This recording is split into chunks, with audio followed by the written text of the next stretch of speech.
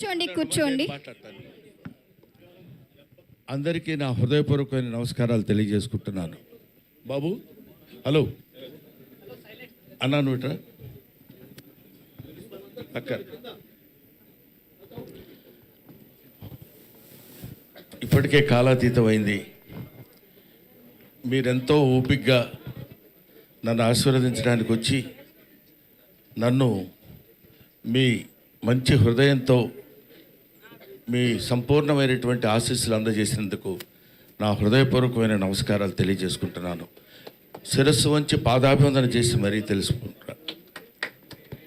ఇక్కడ ముఖ్యంగా చెప్పాల్సినటువంటి విషయం, మర్చిపోకుండా చెప్పాల్సినవి కొన్ని ఉంటాయి. అవి ఈ సభకి పిలవగానే వచ్చినటువంటి రఘురామకృష్ణరాజు గారికి, శ్రీనివాసరాజు గారికి నా హృదయపూర్వక నమస్కారాలు తెలియజేస్తున్నాను. ఎందుకంటే ఇందాక ఆయన చెప్పారు, స్వామివారి దర్శనం you won't get Darshan, he will give you Darshan అంటారు. భగవంతుడు ఆయన దర్శనం ఇవ్వాలి, కానీ మనం దర్శనం చేసుకుంటాం అనేటువంటి ఆలోచన చాలా పొరపాటు అని చెప్పడానికి అదొక నిదర్శనం. వాళ్ళు రావడం నాకు ఎంతో ఆనందంగా ఉంది. ముఖ్యంగా ఈ సభలో ఇంతమంది మనస్ఫూర్తిగా నన్ను ఆశీర్వదిస్తూ మాట్లాడుతున్నప్పుడు ఎవరు ఏదో రెండు ముక్కలు మాట్లాడాలి కాబట్టి మాట్లాడినట్టు ఎక్కడా అనిపించలేదు. ప్రతి వాళ్ళు వాళ్ళ హృదయాంతరాల నుంచి మాట్లాడిన భావన నాకు కలిగింది. 42 సంవత్సరాల సుదీర్ఘమైనటువంటి ఈ చలనచిత్ర జీవిత చరిత్రలో ఎన్నో ఉడుదుడుకులు, ఎన్నో రకరకాలైనటువంటి ఇబ్బందులు ఎదుర్కొని మీ అందరి ఆశీస్సులు 4 డికేడ్స్ దాకా తెచ్చుకోగలిగారంటే అది నా గొప్పతనం కాదు. అది ప్రేక్షకులు, ప్రేక్షక దేవుళ్ళు, ప్రేక్షక మహాశయులు వాళ్ళ యొక్క ఆశీస్సులే ఇంతవరకు మేము నిలబడగలిగాం. అదే లేకపోతే నేను వాళ్ళ ఈ స్థితిలో ఉండేవాడిని కాదు. అంతకు మించి తెలుగు కళామ తల్లికి, తెలుగు సినిమాలు నిర్మించినటువంటి తెలుగు ఫిల్మ్ ఇండస్ట్రీకి నా శిరస్సు వంచి నేను పాదాభివందన చేస్తున్నాను. ఎందుకంటే ఇన్ని సినిమాలు చేసి గిన్నిస్ బుక్ ఆఫ్ వరల్డ్ రికార్డులో బ్రహ్మానందం నేమ్ నమోదు చేసుకున్నాడంటే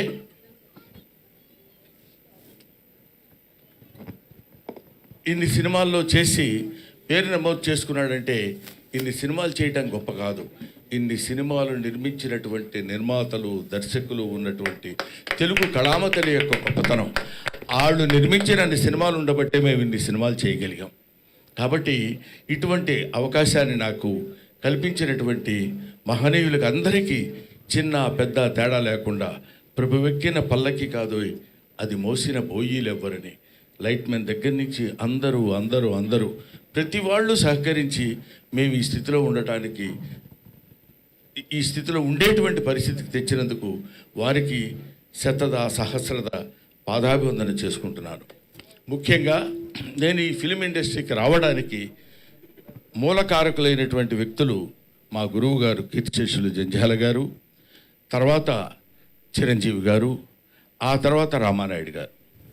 ఈ 3 పేర్లు నేను ఎందుకు చెప్తున్నానంటే, ఎక్కడో నేను నటిస్తున్నటువంటి నాలో ఉన్నటువంటి యాక్షన్ని క్యాచ్ చేసి తీసుకొచ్చి వీళ్ళకి సినిమాకు పరిచయం చేయాలని, అప్పుడు చంటబ్బాయి సినిమాలో చిరంజీవి గారు నటిస్తుంటే ఆయనకి నన్ను పరిచయం చేసి, ఆ పరిచయం ద్వారా నన్ను చెన్నైకి తీసుకొచ్చి చెన్నైలో అందరికీ పరిచయం చేసినటువంటి చిరంజీవి గారు, ఇప్పుడు చాలా గొప్ప యాక్టర్ అండి, చాలా బాగా యాక్ట్ చేస్తున్నాడు, బ్రహ్మాండంగా నవ్విస్తాడు, పెద్ద కమెడియన్ అవుతాడని ఆయనకి వెళ్ళిన ప్రతి చోటకి చిరంజీవి గారు నన్ను వెంట పెట్టుకుని వెళ్ళి అందరికీ పరిచయం చేసి నన్ను ఈ స్థితికి తీసుకొచ్చినప్పుడు జంధ్యాల గారు వీడైతే చాలా బాగుంటుందని అహనా పెళ్ళంట సినిమాలో నాకు ఆ క్యారెక్టర్ ఇచ్చి నన్ను కీర్తిశేషులు కోట శ్రీనివాసరావు గారి అసిస్టెంట్గా నన్ను నియమించి ఆ క్యారెక్టర్ చేయటం వల్ల అది పెద్ద హిట్ అయ్యి బ్రహ్మాండమైనటువంటి పేరు ప్రఖ్యాతులు ఆ సినిమాకి రావటం, అందులో సినిమాలో నటించినటువంటి అందరికీ రావటం, ముఖ్యంగా కొత్త వాళ్ళైనటువంటి కోట శ్రీనివాసరావు గారు, అప్పటికే ఆయన లబ్ధప్రతిష్ఠుడు, ఆయన తర్వాత నాకు ఆ పేరు రావడం నాకు చాలా ఆనందంగా ఉండి అలా అలా అలా అలా అలా వెనక్కి తిరిగి చూసుకోకుండా ఇన్ని వందల సినిమాలు నటించగలిగాను. అది నా గొప్పతనం అని నేను ఈనాడు ఫీల్ అవ్వలేదు. కొంతకాలం వరకు ఫీల్ అయ్యేవాడిని, చాలా గొప్ప నటుండి నేను, లేకపోతే నన్ను వీళ్ళందరూ మామూలుగా ఏదో పెద్ద పుడింగి రైడు అని అనుకుంటున్నారంటే కొంచెం కాలు రగరేసుకొని నడిచిపోయిన రోజులు ఉన్నాయి. ఎందుకంటే ఒక స్టేజ్లో ఏంటంటే ఒక లవ్ అనేది అంటే ఒక స్థితి అనేది అప్పుడప్పుడు పరిస్థితులను బట్టి మారుతుందనటానికి నేను DD8లో దాన్ని ఏమంటారు టీవీ దూరదర్శన్లో మాట్లాడేటప్పుడు అక్కడ నేను చేసిన యాక్షన్కి అందరూ పక్కపక్కల బ్రహ్మానందం అని అంటే చాలా ఆనందపడిపోయాడు. అబ్బో మనకు చాలా పెద్ద పేరు వచ్చిందిరా అని. మున్సిపాలిటీ బండిలాగా చెత్తబడులు వస్తాయి చూడండి, ఎక్కడైనా యాంటీనా ఉన్న ఇల్లు ఉంటే అక్కడ ఆగేవాడిని. అంటే వాళ్ళు బయటకు వచ్చి చూసి ఇదే బ్రహ్మానందం అంటారేమో అని ఆనందం. సో అటువంటి స్టేజ్ నుంచి ఇవాళ Brahmanandam it became a house hold comedian అనేటువంటి స్థితికి పరమేశ్వరుడు నన్ను ఇక్కడ తీసుకొచ్చాడు. నేను ఇందాక చెప్తున్నాను, చాలా సందర్భాల్లో నేను వెంకటేశ్వర స్వామి గురించి ఎందుకంటాను, ఇందాక రఘురామకృష్ణరాజు గారు చెప్పినట్టు నేను మా ఇంట్లో అంటే అదొక పిచ్చి నమ్మకం. మిగతా వాళ్ళ నమ్మకాలు నమ్మకంగా ఉండొచ్చేమో కానీ ఎవడో ఒకరిని నమ్ముకుంటే వాడు మనకు సాయం చేస్తాడులే అని మనం అంటుంటాం చూడు. ఒరే ఎందుకురా పది చోట్ల తిరుగుతావు, వాడి దగ్గర పడుండు, అది ఆయనే ఏదో జీతం పెంచుతాడు, ఏదో చేస్తాడు, నువ్వు శుభ్రంగా బతకొచ్చని పెద్దలు మనకు చెప్తుంటారు. అలాగే వెంకటేశ్వర స్వామిని నమ్ముకొని ఆయన్నే బతికితే ఆయనే ఏదో మనకు కావాల్సింది ఎప్పుడెప్పుడు ఏది ఇస్తాడో అనేది, అలాగా ఆ రకమైనటువంటి జీవన విధానాన్ని గడిపినటువంటి వాడు. ముఖ్యంగా మా అన్న బాబు మోహన్, నా మనవడు బాబు మోహన్, ఓకేనా. నేను బాబు మోహన్, కోట శ్రీనివాసరావు ఆ రోజుల్లో 3 ఇన్విటబుల్స్ అనేవాళ్ళు మమ్మల్ని. మేము ముగ్గురం కంపల్సరిగా ఏ సినిమాలో అయినా ఉండి తీరాలి. ఇది నేను చెప్పేది ఒక 10 to 15, 20 years బ్యాక్. ప్రతి సినిమాలో కోట శ్రీనివాసరావు, బ్రహ్మానందం అండ్ బాబు మోహన్ ఉండాలి. మేము ఇందాక చెప్పాడు బాబు మోహన్ గారు ఏమన్నారంటే, మేము ముగ్గురు ఒకే రూమ్లో ఉండేవాళ్ళం అని. మీకు తెలియదు, నీకు టైం సెన్స్ తెలుసురా అసలు. నీకు మనవడు అనుకున్నావు, ఇష్టం వచ్చినట్టు తిడతాను. ఇప్పుడు నువ్వు నోరెత్తడానికి వీల్లేదు. ఎందుకంటే 6:30కి గౌతమ ఎక్స్ప్రెస్ ఎక్కి సికింద్రాబాద్లో, పర్లేదు పరువు ఉంటే కదా పోవటానికి, 6:30కి గౌతమ ఎక్స్ప్రెస్ ఎక్కాలి. వీళ్ళిల్లు సికింద్రాబాద్ పక్కనే. కరెక్ట్గా 6:31కి ఒక వ్యక్తి ఒక బ్యాగ్ వాడి చేతిలో పట్టుకొని పరిగెత్తుకుంటూ వచ్చేవాడు కంపార్ట్మెంట్ దగ్గర. ఎవరు ఏంటి ట్రైన్ కదులుతున్నప్పుడు పరిగెడుతున్నాడు ఏంటి అనుకునేవాడు. చూస్తే వీడు ఒక క్యారేజీ చేపల కూర, అందులో ఏదో పప్పు, ఇంకోటి ఏదో. అన్న నీకోసం చేపల కూర తెచ్చినానే. ఎవరికి తెచ్చాడు, అసలు ఎక్కకపోతే ఏంటి పరిస్థితి అని ఎక్కి శుభ్రంగా తిని పడుకునేవాడు. పడుకుని ఒక అర్ధరాత్రి పూట అని ఏంట్రా ఏమైందంటే, చలిగా ఉంది బావా, చలిగా ఉంది. ఏం చలిగా ఎందుకుందిరా అంటే, అప్పుడు ఒక ముద్ద తగ్గించుకొని తింగితే ఆ చలి ఉండదు, పాడు ఉండదు. ఏసీలో పడి మళ్ళీ తీసుకుని కింద కూర్చోబెట్టి కింద పడుకోబెట్టి ఇలాగా వాటికి వెళ్తుంటే టికెట్లు ఉండవు. ప్రొడక్షన్ మేనేజర్ టికెట్ గురుగారు మనకి నిర్ణయంలో వచ్చేస్తాయి. అదే మామూలు టికెట్ అనుకునేవాళ్ళం మనం, ప్లాట్ఫామ్ టికెట్ అనమాట.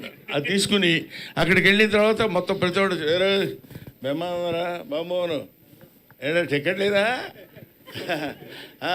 కన్ఫర్మ్ లేదండి, పోనీ అక్కడ కూర్చోడాడు పక్కన, ఏది లెట్రిన్ పక్కన నేను కూర్చో. అది ఇలాగా అంటే నవ్వించేవాడి జీవితాన్ని గురించి చప్పట్లు కొట్టేవాడికి అనవసరం అంటారు కదా. మీకు అనవసరం, మేము నవ్వించాలి. ఎన్ని తిప్పలు పడి నవ్విస్తామంటానికి comedy comes from the zenith point of tragedy. Zenith point బాగా భయంకరమైనటువంటి ట్రాజడీ నుంచి కామెడీ వస్తుందని చెప్తారు. అది ఎందుకంటే ఇదిగో ఇలాంటి కష్టాలని మాకు అనవసరమయ్యా, నువ్వు నవ్వించు, మాకు నవ్వాలి. నువ్వేం పడితే మాకెందుకు, నువ్వు రైల్లో టికెట్ లేకపోతే మాకెందుకు, ఉంటే మాకెందుకు. కామెడీ ఏం చేస్తున్నాడు? మామూలుగా మాకున్నటువంటి మొహాలు అంతంత మాత్రం.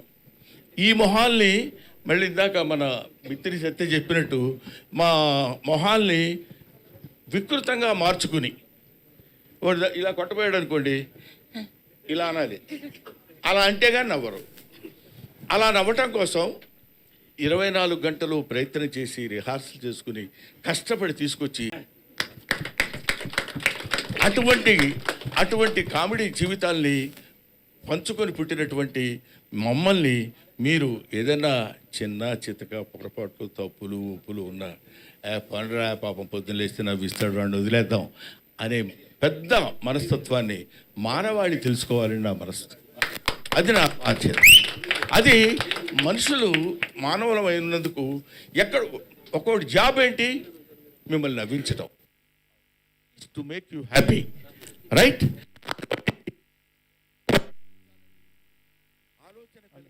వ్యక్తులకి మీరు కమెడియన్ని చీప్గా చూడొద్దు. అభిమానించండి, ఆదరించండి, ఆరాధించండి, అల్లరి మాత్రం చేయొద్దు. This is my personal request. అవునమ్మా. 40 సంవత్సరాల సుదీర్ఘమైన చరిత్రలో ఎంతోమంది ఎన్నో రకాలైనటువంటి, ఇప్పుడు మా జనరేషన్ వాళ్ళు తెలుసుకోవాల్సినటువంటి విషయం ఏంటంటే, మా జనరేషన్ అంటే ఇప్పుడు మేమున్న వాళ్ళకి, if you allow others you will become first man, if you don't allow others you will become last man అంటాడు. మన తర్వాత వచ్చే వాళ్ళకి అలా దారి ఇవ్వాలి, వెళ్ళండి వెళ్ళండి వెళ్ళండి అని. లేదు లేదు నేనే ఉంటాను, తలకి రంగేసుకుంటాను, జుట్టులా తిప్పుతాను, తల ఎంగా కనపడతాను అంటే కుదరదు. మనం చెయ్యగలగాలి. వయస్సు ఒకటి ఉంటుంది. కాబట్టి అటువంటి పరిస్థితుల్లో మనం మన యొక్క స్థితిగతుల్ని, మన యొక్క ఏజ్ని, మన యొక్క విషయాన్ని అంతా మనం జాగ్రత్తగా మనల్ని మనం పరిశీలించుకుని ఆత్మవిమర్శ చేసుకోగలిగినప్పుడు 10 కాలాల పాటు హాయిగా ప్రశాంతంగా నువ్వు ఉంటావు, 10 మందిని ఉంచగలుగుతావు. అందువల్ల ఇవి మనం తెలుసుకోవాల్సినటువంటి, జీవితంలో తెలుసుకోవాల్సినటువంటి నగ్న సత్యాలు, నిజాలు. అందుకనే మనకి అది నేరము తప్తలోహమున నిలిచి అనామకమై నశించు, ఆ నేరమే ముత్యమట్లు భాషించు, నడినీదళ సంక్షితమై అంటాడు. నీటి చుక్క తప్తలోహమున నిలిచి బాగా కాలుతున్నటువంటి నీళ్ళ పెనం మీద వేస్తే చుయ్యమని అది దానికి నామరూపాలు లేకుండా వెళ్ళిపోతుంది. అదే నీటి చుక్క తామర ఆకు మీద పడినప్పుడు ముత్యంలా అనిపిస్తుంది. అబ్బా ఇది ముత్యమా అనే భావన మనకు కలుగుతుంది. అలాగే దేవుడు గుళ్ళోకి వెళ్ళి రూపాయి బిళ్ళ దేవుడు గుళ్ళో వేస్తే అది పోతుంది. ఆ రూపాయి బిళ్ళ బయటికి తీసుకొచ్చి ఎవరికన్నా ఇస్తే ముష్టవు. కాబట్టి దానికి ఉన్నటువంటి విలువ దానికి ఉంటుంది. దాన్ని ఉపయోగించేటువంటి విధానం మాత్రం మనకి కనిపిస్తూ ఉంటుంది. కాబట్టి మహనీయులందరికీ ఇంతమంది ఇంత ఓపికగా కూర్చుని, ఆ తర్వాత ముఖ్యంగా వీళ్ళ పేరు చెప్పబోతే బాగుండదు, అందరూ మెడల పైకి చూస్తున్నారు, సీను ఇటు పేరం గ్రూప్ వాళ్ళు. కాబట్టి మేము ఇంత కష్టపడి మేము సన్మానం చేస్తే ముఖ్యంగా ఇక నుంచి ప్రతి బర్త్డే మేమే చేస్తాం. అన్నయ్య గారు, మీ 100వ బర్త్డే కూడా ప్రపంచవంతంగా చూసే విధంగా మేము చేస్తామని ఈ సభ మీదుగా చెప్తున్నాం. ఇప్పుడు ఏదైనా చిన్న చిన్న పొరపాట్లు జరిగి ఉంటే క్షమించండి. నెక్స్ట్ బర్త్డేకి శిల్పకళా వేదికలో అది పెద్దగా చేస్తాం అన్నయ్య. ఇంతకంటే పొరపాటు ఏమైనా ఉంటుందా? పావు గంట వాగే, ఇప్పుడు 1 మినిట్ అని చెప్పి 1 సెకండ్. కాబట్టి పర్లేదు నాన్న. ఇలాంటివి టు ఎర్ర్ ఈజ్ హ్యూమన్. తప్పు చేయటం మానవ లక్షణం, మానవ సహజం. అది తప్పు చేసేవాడి గురించి 2 2 4 2 4 8 2 5 10 2 6 16 12 2 7 14 2 8 16 అని అన్నాం అనుకోండి, పొరపాటున ఇప్పుడు చూసారా మధ్యలో 2 6 16 అనేసరికి ఏయ్ అన్నాడు అంటే నిజం. అన్నీ మంచి చెప్పేంత వరకు ఎవడు పట్టించుకోడు. ఎక్కడో ఒక చోట నోరు జారుతాం, తప్పు జారుతాం, దాన్ని వెంటనే క్యాచ్ చేస్తారు. అది హ్యూమన్ సైకాలజీ. నువ్వు కాదు, నీకేం తెలుసు నీ మొహం. కాబట్టి ఇటువంటి స్థితిలో పొరపాట్లు ఏవేవో జరగటాలు, ఏవేవో చేయటాలని కాకుండా, ఇదిగో ఈ సీని ఇన్ఫ్రా మీరందరూ మాట్లాడకండి. చూసారా, 10 మందికి చెప్పేవాడిని ఒకటి చూపించుకోవాల్సిన పరిస్థితి ఏర్పడింది. సీని ఇన్ఫ్రా వాళ్ళకి పేరం గ్రూప్. అవునమ్మా, ఏమమ్మా చెప్పకపోతే ఏం చేస్తారు ఇప్పుడు? గిరీష్మా గారికి. ఆ తర్వాత నాకు పాపం ఇతను 4 రోజుల క్రితం వచ్చాడు ఇంటికి. వచ్చి నన్ను మీకు సన్మానం చేస్తున్నామండి అన్నారు. నేను సన్మానాలు ఇవన్నీ ఒప్పుకొని చాలా కాలం అయింది. ఎందుకు ఏమి అంటే ఒక స్టేజ్లో మనకు సన్మానం చేస్తున్నాను కానీ శుభ్రంగా స్నానం చేసి మొహం పౌడర్ గౌడర్ వేసేసుకుని సన్మానం అనుకుంటూ వెళ్ళేవాడిని. ఏం చేసామని మనకి సన్మానం, ఇంకా ఎంత చెయ్యాలి, ఎంతో ఎంతో చేయాల్సింది ఉంది కదా, వద్దులే సన్మానాలు అవి అనుకుంటే కాదు సార్, మేము మీకు ఎప్పటి నుంచో సన్మానం చేయాలని అనుకుంటున్నాను. మీ దగ్గరికి రావడానికి యాక్సెస్ దొరకలేదు, అది దొరికింది. అటువంటి పరిస్థితుల్లో మీకు మేము సన్మానం చేయాలి, మనస్ఫూర్తిగా చేస్తామండి, మీరు దయచేసి యాక్సెప్ట్ చేయండి అని. మన శ్రీను, నువ్వు ఉండవా బాబు, ఇది వచ్చి నన్ను అడిగితే నేను కాదనలేక, ముఖ్యంగా కాదనలేకపోవటం నేనేదో పెద్ద గొప్ప తోపు బుడింగి అని కాదు. ఎందుకు కాదనలేకపోయానంటే ఒక అభిమానంతో, గుండె నిండా ఉన్న అభిమానాన్ని పంచుకుంటానని చెప్పినప్పుడు ఇంకా నేను దాన్ని నో అనటం ఒక కళాకారుడిగా సమంజసం కాదు. ఏ అభిమానంతో నన్ను ఇంత బాండ్ చేశారో, ఇంత పెంచారో వాళ్ళని తప్పకుండా నేను కావాలని, ముఖ్యంగా 70th బర్త్డే అన్నారు. మరి వాళ్ళకి ఎవరు చెప్పారో ఏంటో, వేసి పడేశారు 70 అని. మనకేముందిలే, నేను కూడా ఓకే అనేసాను. అంటే మీరందరూ ఏమనుకుంటున్నారు తెలుసా, ఇంకా తక్కువ అనుకుంటున్నారు కదా. కాబట్టి ఇలాంటివి నేను అందుకనే చాలామంది ఏమంటే మీ ఇష్టం వచ్చినట్టు మీ మీమ్స్ వాడేస్తున్నారు సార్, మీరు అసలు పట్టించుకోవట్లేదు సార్, వాళ్ళందరూ ఏది పడితే అది రాసేస్తున్నారు సార్ అంటారు. అంటే నేనేమంటున్నానంటే, ఒక మాటలో చెప్పాలంటే మీమ్ గాడ్ అని ఇందాక చదివారు. మీమ్ గాడ్ అనే పేరు ఎలా వచ్చిందంటే నాకు ఇంతమంది మీమర్స్ ఉండబట్టి వచ్చింది. వీళ్ళు లేకుండా నా మీద ఎందుకు అనొద్దు, అలా అనొద్దు అని నేను అను